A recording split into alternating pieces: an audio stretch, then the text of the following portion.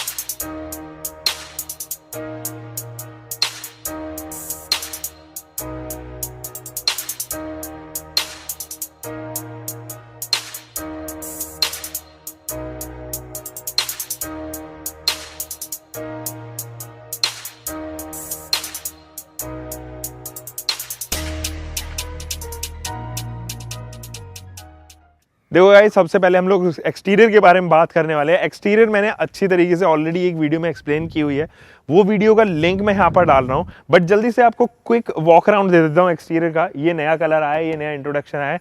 3 variant जो है वो उसमें आते हैं, XT, XZ, XZ plus. XZ plus जो है वो पहले नहीं आया करता था, ऑप्शनल वेरिएंट के तौर पे आया करता था, बट अब XZ प्लस भी इसके अंदर इंट्रोड्यूस कर दिया गया है और आई टर्बो में आपको XZ प्लस मिलेगा। तो 3-4 वेरिएंट्स हैं जो इसके अंदर इंट्रोड्यूस हुए हैं। नया कलर स्कीम जो है वो इंट्रोड्यूस हुआ है। तो फ्रंट प्रोफाइल से अगर आप देखोगे तो वही ब्लैकआउट जो है वो आपको यहाँ पर हेडलाइट यूनिट देखने को नजर आएगी। Fog lamp and DRL set जो है वो एक ही यूनिट या फिर एक ही एंटिटी दी गई है। साइड प्रोफाइल से भी अगर मैं आपको लेके चलूं तो यहाँ पर भी कुछ खासा बदलाव है सच नहीं हुआ है। वही क्रोम का सेटअप, वही ORVM, और यहाँ पर जो है वो पियानो फिनिशिंग जो आप अक्सर टाटा की गाड़ियों में ये वाली प्लेट देखते हैं, जैसे आप नेक्सॉन में देखी, यहाँ पर देखी, वो भी जो है वो बरकरार है। आप अगर देखोगे तो डुअल टोन ट्रीटमेंट के साथ में अलॉय व्हील्स आते हैं जो कि मशीन कट एक्चुअली डिसेंट सी आपको जो है वो यहाँ पर ग्राउंड क्लियरेंस ऑफर होती हुई नजर आएगी। और साथ ही यहाँ पर जो है वो एक टर्न इंडिकेटर भी माउंटेड है। ऊपर भले ही आपके पास में जो है वो डुअल टोन ट्रीटमेंट आ गई है, तो ये पोर्शन काफ़ी अच्छा लग रहा है। इनफैक्ट ये जो चंकी ब्लू है ये भी मुझे काफ़ी पसंद आ रहा है पर्सनली। अगर मुझे कभी टाटा अल्ट्रोस खरीदने में शायद इसी कलर को चूज़ करूँ या फिर ब्लैक कलर को चूज़ करूँ। तो आई टर्बो की एक तो बैजिंग यहाँ पर आ जाती है, ये 2 जगह जो है वो आप चेंजेस होते हुए देखोगे। अल्ट्रोस की बैजिंग इधर एंड वोकल फॉर लोकल, ये 3-4 चीज़ें हैं जहाँ पर आप एक्सटीरियर से पहचान सकते हैं कि ये टाटा अल्ट्रोस आई टर्बो है या फिर नए वाली जो इंट्रोडक्शन है वो है। नीचे आपको reflector unit, fog lamp unit, ये सब चीज़ें देखने को नजर आने वाली है। तो डिज़ाइन के मामले में ये पहले भी काफ़ी कूल लगती थी, एग्रेसिव लगती थी, देखने में एजाइल है काफ़ी, बहुत सारे शार्प कट्स एंड क्रीजेस आपको ऑल अक्रॉस द बॉडी देखने को नजर आते थे। अभी भी सेम है, उसमें कुछ ज़्यादा चेंज या फिर कुछ भी नेग्लिजिबल चेंज है। साइड प्रोफाइल में आपको कोई भी जो है वो प्लास्टिक क्लेडिंग एक्चुअली ऑफर नहीं होती है। ये एसेसरी का पार्ट ही जो है वो अब मैन्युफैक्चरर ज़्यादा सोचते हैं बनाना। यहाँ पर जो है वो एक मोर बना हुआ है, तो यहाँ अगर मैं पैन कर रहा हूँ कैमरा तो आप यहाँ पे देखोगे अलग अलग जगह जो है वो अलग अलग एलिमेंट्स आपको देखने को नजर आएंगे। इनफैक्ट ये वाला पोर्शन जैसे आप टियागो में देखते हैं ये भी प्लास्टिक का दिया गया है। तो फिलहाल अंदर लेके चलता हूँ, अंदर में क्या क्या बदलाव आए हैं वो ज़रा चेकआउट करते हैं। वही डुअल टोन ट्रीटमेंट आपको यहाँ पर भी ऑफर होगी, इसमें भी कोई ज़्यादा बदलाव सच नहीं है। अंदर भी आपको डुअल टोन ट्रीटमेंट ही देखने को नज़र आएगी। इनफैक्ट मैं अगर थोड़ा सा दिखाऊँ आपको तो अगर कैमरा पास में लेके आऊँ तो यहाँ पर आप देखोगे कुछ फिट एंड फिनिश की थोड़ी सी कमी या फिर इस वाले पोर्शन पे अगर आप देखें या इस वाले पोर्शन पे भी अगर आप देखें तो हल्की फुल्की जो है वो फिट एंड फिनिश आपको लगेगी। थ्रू आउट कहीं ना कहीं जो है वो हल्की हल्की लगेगी, यहाँ पर कमी ज़रूर है। और ये वाला टच मुझे स्पेशली काफ़ी पसंद है। अगर आप यहाँ पर देखेंगे ये काफ़ी ग्लॉसी है। तो आपको इंटीरियर ज़रा मैं चेकआउट करवाता हूँ इसके। फिलहाल तो यहाँ से स्टेयरिंग व्हील देख लीजिए, माउंटेड कंट्रोल्स के साथ में आते हैं। हॉर्न आपको यहाँ पर देखने को नज़र आएगा। तो इंटीरियर ज़रा चेक कीजिए। तो यहाँ पर इंटीरियर जो है वो बिल्कुल रेगुलर एल्ट्रो जैसा ही यहाँ पर जो है वो एक ब्लू लाइट होती हुई नज़र आती है, जो एक्चुअली पार्ट है इस वाले डैशबोर्ड यूनिट की। यहाँ पर भी ग्लॉसी फिनिशिंग दी गई है। हरमन का आप ज़रूर लोगो जो है वो आ गया है, पहले वाली यूनिट में जो है वो लोगो नहीं आया करता था। अगर मैं इसको स्टार्ट करूँ तो ये आयरा एप्लीकेशन के साथ में इंट्रोड्यूस हुई है। तो आयरा कनेक्टिविटी के साथ में आती है। आयरा जो है वो एक्चुअली कनेक्टेड फीचर से लेस टेक्नोलॉजी है, जैसे कि आप i20 में देखते हो सेकंड में और टाटा एल्ट्रोज में देखते हो। काफ़ी अच्छी चीज़ें हैं इसके अंदर। हिंदी कमांड एक्चुअली आ गई है। तो इन केस अगर मैं वॉइस कमांड का बटन यहाँ पे दिया गया है तो ये एक्टिवेट नहीं होती, जैसे कि आप एलेक्सा या गूगल को एक्टिवेट होते हुए देखते हो, या फिर MG हेक्टर में आप हेलो MG बोलते हैं तो एक्टिवेट होती है। इस तरीके से एक्टिवेट नहीं होती। एक्टिवेट आपको मैनुअली करनी पड़ेगी।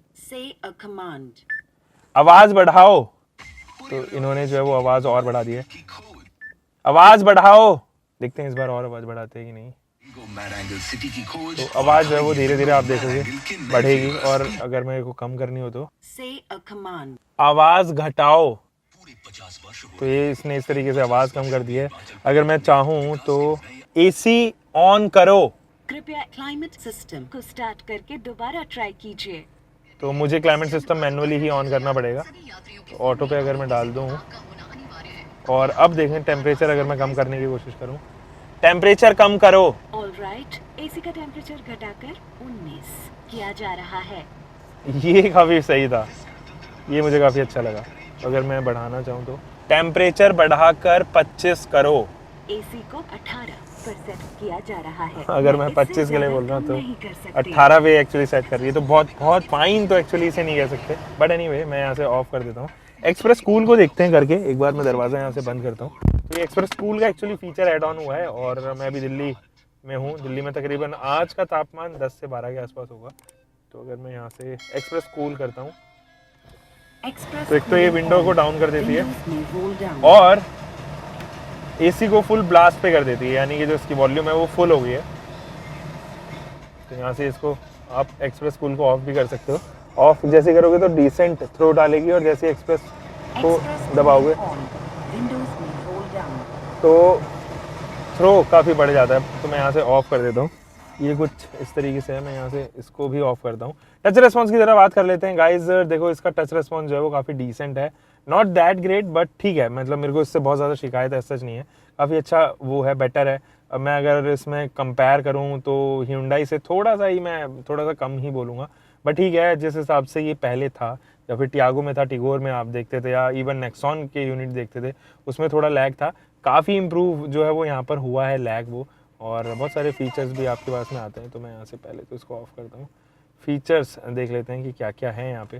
तो एक पेज आपको ये दिखाई देगा एंड्रॉइड ऑटो एप्पल का प्ले का, और एक वॉट 3 वर्ड्स करके है। ये जो वॉट 3 वर्ड्स है वो कोई भी आप 3 वर्ड यहाँ पर अगर वॉइस कमांड से वो डालोगे, जैसे कि 4 मीनार हो गया, कुछ भी वॉट 3 वर्ड डालोगे तो वो डायरेक्टली जो है वो नेविगेट कर देगा। थोड़ा डिटेल में आप जो है वो यहाँ पर पढ़ सकते हैं। इवन वेबसाइट जो है वो उसकी प्रेजेंट है, टाटा की वेबसाइट पे आप जाकर जो है कॉन्टैक्ट्स, ऑडियो सेटअप, ये सब चीज़ें बेसिक जो है वो यहाँ पर है। पार्किंग असिस्ट जो है वो इसी में यहाँ पर दी गई है। मुझे इस बार थोड़ा सा जो है इसका इम्प्रूव होता हुआ नज़र आया। ऐसा लगा कि पार्किंग का जो कैमरा है, जो रिवर्स पार्किंग कैमरा है, वो थोड़ा सा इम्प्रूव हुआ है। तो क्वालिटी काफ़ी अच्छी लगी, मे भी इसलिए कि मैं शायद दिन में शूट कर रहा हूँ, या लिटरली टाटा ने इसके ऊपर काम किया होगा। अब देखिए गाइज, और तो कुछ ज़्यादा बदलाव इसके अंदर आपको इंटीरियर में देखने को नहीं नज़र आने वाला है। एक चीज़ और जहाँ पर आपको लगेगा कि एड ऑन हुआ है वो है ये, और ये है sports button, sport drive mode activated. तो आप अगर नेक्सॉन अगर आपके पास में है तो ज़रूर आप देखेंगे कि वही वाली टोन जो है वो एक्चुअली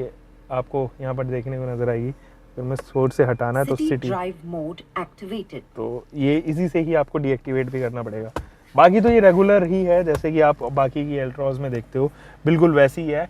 बेसिक चेंजेस जो इसके अंदर आए हैं वो है कनेक्टेड फीचर्स इसके अंदर इंट्रोड्यूस हो गए हैं। और दूसरी चीज़ जो आपको यहाँ पर इंप्रूव होती हुई नज़र आएगी वो है प्रैक्टिकलिटी, क्योंकि एक्सप्रेस कूल जैसी फीचर्स यहाँ पर ऐड ऑन हो गई हैं। आयरा कनेक्टेड फीचर्स के अंदर आपके अंदर जो है वो आप देखोगे आपकी बहुत सारी ऐसी फीचर्स ऐड ऑन हो गई जिनमें जियो फेंसिंग एक है, स्पीड लिमिटिंग एक है, या फिर वॉल फेंसिंग है, या कनेक्टेड फीचर्स हैं। आप अपनी गाड़ी को जो है ना वो आयरा ऐप के थ्रू ही कनेक्ट करके उसको लॉक अनलॉक कर सकते हो, इवन उसकी lights turn on turn off कर सकते हो, हैजार्ड लैंप्स जो है वो ऑन ऑफ कर सकते हो। अगर आपकी गाड़ी किसी ऐसी जगह खड़ी हुई है, पार्किंग लॉट में खड़ी हुई है, यहाँ पर आप नहीं चाहते कि आपकी गाड़ी ज़्यादा आवाज़ करे, या हॉर्न के थ्रू भी आपकी गाड़ी जो है वो आपको इंडिकेट कर सकती है। तो बहुत सारे तरीके हैं जिस वे में आयरा एक्चुअली यहाँ पर डिज़ाइन की गई है, और आयरा एप्लीकेशन के थ्रू आप देखोगे कि अब ईजी हो गई है इस गाड़ी के साथ में, आपका लाइफस्टाइल जो है वो काफ़ी ईजी हो जाएगा। ये चीज़ मैंने यहाँ पर एड ऑन होते हुए देखा।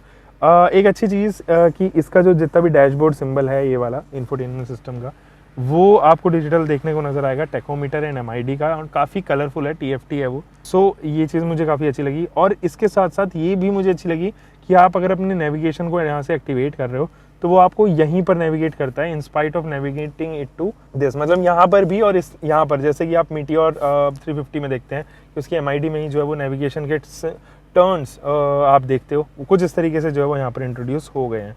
तो फिलहाल तो मैं इसको लेके चलता हूँ और आपको बताता हूँ कि मुझे ये गाड़ी एक्चुअली चलाने में कैसी लगी, बिकॉज वही रीज़न है जिस वजह से हम लोग यहाँ पर अभी प्रेजेंट है, और हम लोग इसीलिए रिव्यू कर रहे हैं कि एक्चुअली आई टर्बो जो कि टर्बो के साथ में इंट्रोड्यूस हुई है वो चलाने में एक्चुअली कैसी है। तो चलाते हैं और जानते हैं इस गाड़ी के बारे में और ज़्यादा।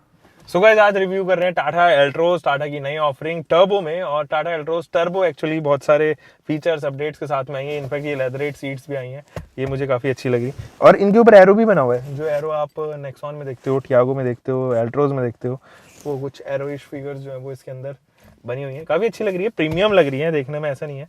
और इंटीरियर तो इसका प्लश है ही, आप ऑलरेडी जानते हैं। देखिए कुछ इस तरह की फॉब, टाटा की रेगुलर की फॉब जो है वो कुछ इस तरह की देखने को नजर आती है। आप हैरियर में भी ये देखते हो। और वियरेबल एक वॉच इसके साथ में जो है वो आ गई है, ये मुझे कनेक्ट करनी पड़ेगी, अभी मैंने कनेक्ट नहीं की तो मैं अभी फ़िलहाल तो रख देता हूँ। और अब देखते हैं, बात करते हैं कि ये इंजन कैसा बिहेव करता है। सबसे पहले इधर तो है वो इंजन स्टार्ट स्टॉप बटन आपको देखने को नज़र आने वाला है, और ये जो है वो आइडल स्टार्ट स्टॉप फीचर के साथ में आती है। तो इनकेस मैं कभी ट्रैफिक में फंस रहा हूँ, ऐसी जगह फंसा हुआ हूँ कि आपको चाहिए ज़्यादा माइलेज, या फिर आपकी गाड़ी जब ऑटोमेटिकली शट हो जाए, तो आप बस क्लच प्रेस कीजिए, वहीं के वहीं जो है ये इंजन स्टैंड बाय मोड पे चला जाएगा, ऑफ हो जाएगा मतलब कि। और उसके बाद आप जैसे ही क्लच को रिलीज़ करोगे स्टार्ट हो जाएगा इंजन। तो ये इंजन स्टार्ट स्टॉप बटन अलग अलग मैन्युफैक्चरर्स जो है वो अलग अलग टेक्नोलॉजी को बोलते हैं, जैसे कि माइक्रो हाइब्रिड आप महिंद्रा में बोलते हैं, या और सारी टेक्नोलॉजीज़ अलग अलग गाड़ी में देखते हैं। स्मार्ट हाइब्रिड SHVS जो है वो मारुति सुजुकी में बोलते हैं।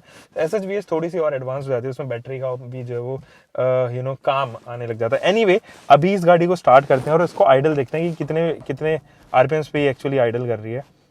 तो पहले तो RPM मीटर जो है वो वेलकम करता है, और आपको तकरीबन 8000 RPM से सीधा नीचे आता है। 900 RPM के आसपास जो है वो यहाँ पर आइडल कर रही है। और आप आवाज़ सुन सकते हैं कि अभी जब ये आइडल स्टेट पे है तब भी अंदर जो है वो आवाज़ आ रही है। तो आप आवाज़ अगर सुन पाएँ तो थोड़ा सा उस पर गौर देना। ये 3 सिलेंडर इंजन है, और 3 सिलेंडर इंजन जो इतना ज़्यादा रिफाइंड एक्चुअली नहीं होते। एंड टाटा की जो 3 सिलेंडर इंजन है वो इतना ज़्यादा रिफाइंड एक्चुअली नहीं है। जब आप टियागो में देखते हो उसमें भी थोड़ी सी हार्शनेस की कमी है। इसके अंदर वाइब्रेशन बिल्कुल नहीं है। NVH की अगर मैं बात करूं तो इसमें से नॉइज़ और हार्शनेस थोड़ा सा ज़्यादा है, लेकिन वाइब्रेशन बिल्कुल भी नहीं है। अगर आप गियर लीवर पर भी देखोगे तो ज़रा सी भी वाइब्रेशन यहाँ नहीं है, क्लच में कोई वाइब्रेशन नहीं है, और गाड़ी के किसी भी पार्ट में जो है वो वाइब्रेशन एक्चुअल में नहीं है। तो फिलहाल तो लेके चलते हैं इसको और देखते हैं कि ये गाड़ी बिहेव एक्चुअली कैसा करती है।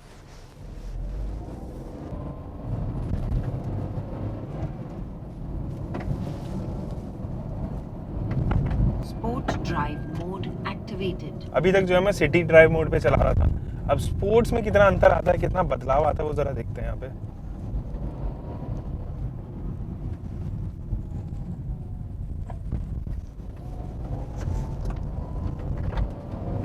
देखो इसका जो इनिशियल एंड है ना, यानी कि जो टर्बो जोन जहाँ से टर्बो लैग एक्चुअली जहाँ पर आता है वो इसमें है अभी। मतलब टर्बो लैग इसको नहीं कह सकते, ये पेट्रोल इंजन है ऑलरेडी, तो इसमें टर्बो लैग की इतनी कुछ ज़्यादा समस्या नहीं है। लेकिन जो इनिशियल एंड है वो मुझे लगता है कि कहीं ना कहीं वीकर पॉइंट पे है। मिड रेंज जो है वो इसकी काफ़ी ठीक है, डिसेंट है, और हाई रेंज भी काफ़ी ठीक है, उसमें मुझे कोई भी ऐसा शिकायत नहीं आई। सिटी के लिए एक परफेक्ट इंजन है, but when it comes to highway, अगर आपको रेव करना है एकदम से अचानक से जो है वो उठाना है, तो उसके लिए मुझे लगता है कि अभी भी इसको और ट्यून किया जाना चाहिए था। तो मैं स्पोर्ट्स मोड पे अभी चला रहा हूँ एंड लेट्स सी।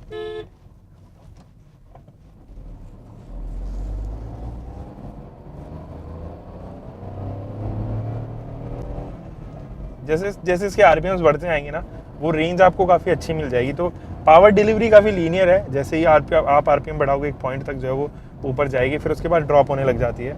तो इंजन की अगर मैं बात करूँ, इंजन की पावर डिलीवरी की, तो ये परफॉर्मेंस इंजन इसको कहना थोड़ा सा मेरे लिए डिफ़िकल्ट होगा, क्योंकि ये परफॉर्मेंस इंजन मुझे इतना ज़्यादा साउंड नहीं कर रहा। एंड द रीज़न इज जो ऑन पेपर पावर फिगर्स है वो 110 PS के आसपास है, लेकिन रियल लाइफ में आते आते वो तकरीबन 95 से लेके 100 PS के आसपास जो है वो कहीं ना कहीं काउंट किए जा सकते हैं। हाँ, मैं ज़रूर कहता हूँ कि ये जो इंजन है आप सिटी के लिए स्मूथली चला सकते हो, आपको अच्छा खासा मेरे ख्याल में माइलेज एफिशिएंसी भी दे देगा, फ्यूल एफिशिएंसी भी दे देगा। इंस्टेंट फ्यूल एफिशिएंसी जो है वो फिलहाल मुझे 14 से 15 के आसपास जो है वो डिलीवर कर रहा है ये, तो इस हिसाब से सही है। अगर रियल लाइफ की बात करें तो तकरीबन सिटी में आपको 14-15 के आसपास देगा, और हाईवे में it might jump up to 18-19 के आसपास तक जो है वो दे दे, और अगर आप सिटी मोड पे चलाएं तो ये चीज़ है।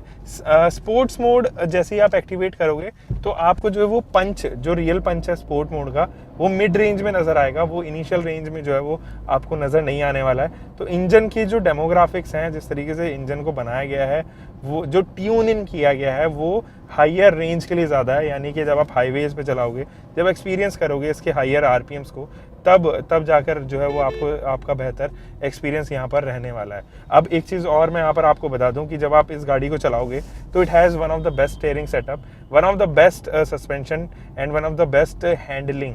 अगर मैं इस सेगमेंट में बात करूं सस्पेंशन सेटअप की, तो मेरे ख्याल में इससे बेहतर काम जो है वो टाटा से बेहतर काम जो है वो किसी भी मैन्युफैक्चरर ने फिलहाल तो नहीं किया है। मैं पहले भी बोल रहा था जब मैंने इसके डीजल को रिव्यू किया था, इनफैक्ट जब इसके पेट्रोल को रिव्यू किया था, कि इसके जो हैंडलिंग है वो सस्पेंशन की वजह से काफ़ी इंप्रूव हुई है।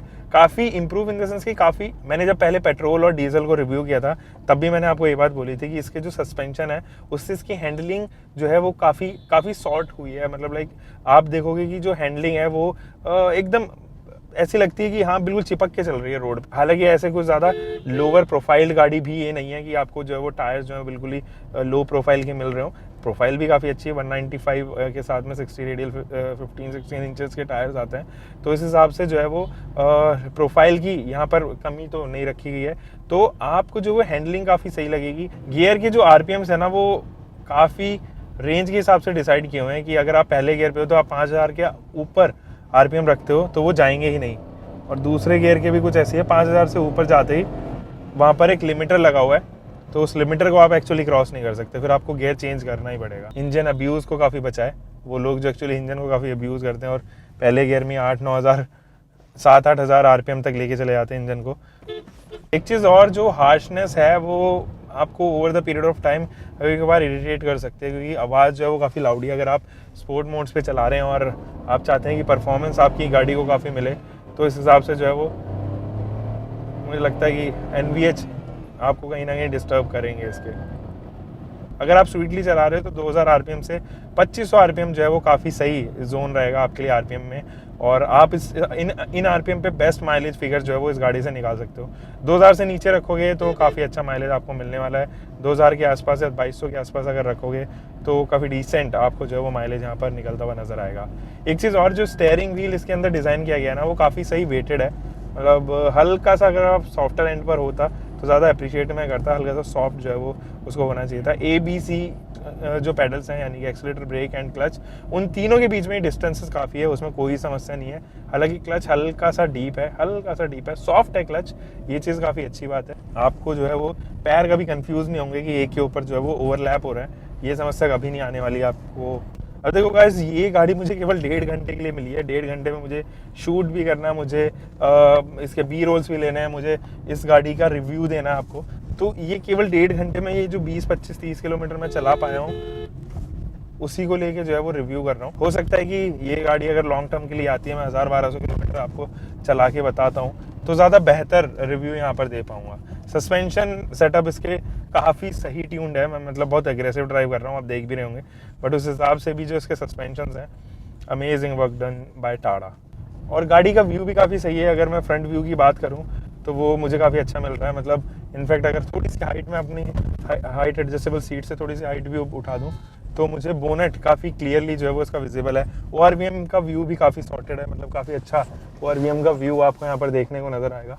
और पीछे का जो IRVM है वो ऑटो अभी भी नहीं दिया गया है, बट ठीक है मैनुअली दिया गया। ऑटो एडजस्ट के साथ में ये एक्चुअली नहीं आता है। व्हील स्पिन होने की आशंका काफ़ी कम रहेगी आपको, या तो शायद इतना पावर डिलीवरी जो है वो व्हील्स में इंस्टेंट नहीं है कि आप बिल्कुल 900 या 1000 आरपीएम पे आपके पास में काफ़ी अच्छा टॉर्क मिले। मेरे ख्याल में जो उसका टॉर्क कर्व है वो ओवर आरपीएम जो है वो बढ़ता हुआ नजर आएगा। इंस्टेंट टॉर्क जो है वो आपको यहाँ पर नहीं मिलने वाला है। पीछे का व्यू जो है वो भी काफ़ी सॉर्टेड है, बट हेड रिस्टेंस जो पीछे वाले हैं वो काफ़ी बड़े वर्टिकली डिज़ाइन किए गए हैं, उनकी वजह से व्यू थोड़ा सा ऑब्स्ट्रक्ट हो रहा है।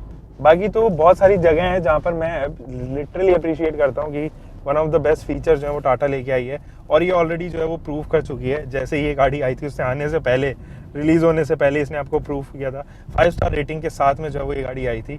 इसके साथ साथ जो है वो इस गाड़ी को इंट्रोड्यूस किया गया था एक नॉन ऑटोमेटिक ट्रांसमिशन के साथ में। अभी तक भी जो है वो कोई भी AMT या DCT जो है वो यहाँ पर आया नहीं है, और उम्मीद थोड़ी सी कम अब लग रही है, क्योंकि टाटा ऑलरेडी एक अपडेट के साथ में इसकी फर्स्ट एनिवर्सरी पे लेके आया है इसकी परफॉर्मेंस ओरिएंटेड इंजन। बट अभी भी जो ट्रांसमिशन जो हम लोग इतने दिनों से कॉमोफ्लेज इमेजेस में देख रहे थे वो कहीं ना कहीं मिसिंग है। एक DCT यूनिट जो 7 स्पीड DCT यूनिट होनी चाहिए थी वो यहाँ पर कंप्लीटली मिस कर दी गई है। मैनुअल ही आपको जो है वो both petrol and diesel engine में मिलता है। अगर मैं कंक्लूड करूँ, जैसे कि मुझे कंक्लूड ऑब्वियसली करना है, तो मैं ये कहूँगा कि अगर आप इसके पेट्रोल इंजन पे जा रहे हो, in spite of buying the petrol, you can actually by the diesel one. Diesel ज़्यादा फन टू ड्राइव आपको ये लगेगा, एंड उसका जो पंच है, जिस तरीके से वो पिक करती है, वो थोड़ा मेरे ख्याल में ज़्यादा बेहतर है इसके पेट्रोल इंजन के कंपैरिजन में। ये जो टर्बोचार्ज इंजन है उसके कंपैरिजन में मैं डीजल इंजन को ज़रूर यहाँ पर रिकमेंड करता हूँ। ये जो इंजन है वो टियागो में एंड टिगोर में वो ऑलरेडी आता है, हल्के फुल्के ट्वीक्स के साथ में। एल्ट्रोज में जो है वो इंजन दिया गया है, तो वो काफ़ी बेसिक इंजन है। बहुत ज़्यादा एक्सपेक्टेशंस एक्चुअली उस इंजन से आप ना ही कीजिएगा। इस वाले इंजन से हाँ आप ज़रूर जो है वो हाईवेज़ पे इस वाले इंजन को थोड़ा एंजॉय कर सकते हैं। सिटी के लिए ये बिल्कुल वैसा ही आपको लगेगा जैसा कि आप टिगोर या फिर टियागो में देखते हैं।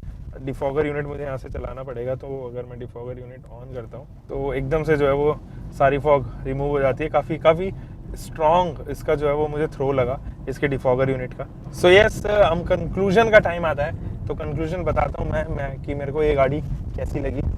सो गाइस, अब बात कर लेते हैं कंक्लूजन की, क्योंकि कंक्लूजन में इन 3 गाड़ियों का ही नाम ज़्यादातर आप देखोगे, Tata Altroz i turbo, Polo TSI and यहाँ पर i20। देखो, अगर मुझे ग्रेड करना हो डिक्रीजिंग ऑर्डर में, तो मेरे ख्याल में मैं पोलो TSI को सबसे पहले रखूंगा, फिर i20 को, and then comes the Altroz i turbo. Polo TSI लेने का अब बहुत ज़्यादा सेंस इसलिए नहीं बन पाता है क्योंकि आउटडेटेड काफ़ी हो चुकी है, फीचर्स कुछ उसके अंदर है नहीं। ये और i20 अभी भी बहुत फीचर रिच गाड़ियाँ हैं, दोनों के अंदर फीचर्स काफ़ी सही आती हैं। तो इन दोनों के अंदर मुझे चूज़ करना हो, अगर वैल्यू फॉर मनी प्रोपोजिशन में मैं जाऊँ, तो no doubt hands down to Tata Altroz. मैं बिना सोचे शायद एल्ट्रोज के ऊपर अपना पैसा इन्वेस्ट करूंगा। मैनुअल के साथ में ये गाड़ी ही आती है फिलहाल, ये या फिर पोलो, इन 2 गाड़ियों के अलावा कोई और गाड़ी नहीं आती जो मैनुअल में आपको टर्बोचार्ज इंजन दे और परफॉर्मेंस ओरिएंटेड जो है वो इंजन हो। तो उस हिसाब से मेरे ख्याल में टाटा एल्ट्रोज इस ज़्यादा बेहतर साउंड करती है अगर आपको मैनुअल गाड़ी ही चाहिए तो। सो गाइज, रैप करते हैं, और ये तो था एक quick review of this car. मिलते हैं गाइज एक और नई वीडियो के साथ में। Until for the next time, bye bye, take care and keep loving your car, drive safe guys.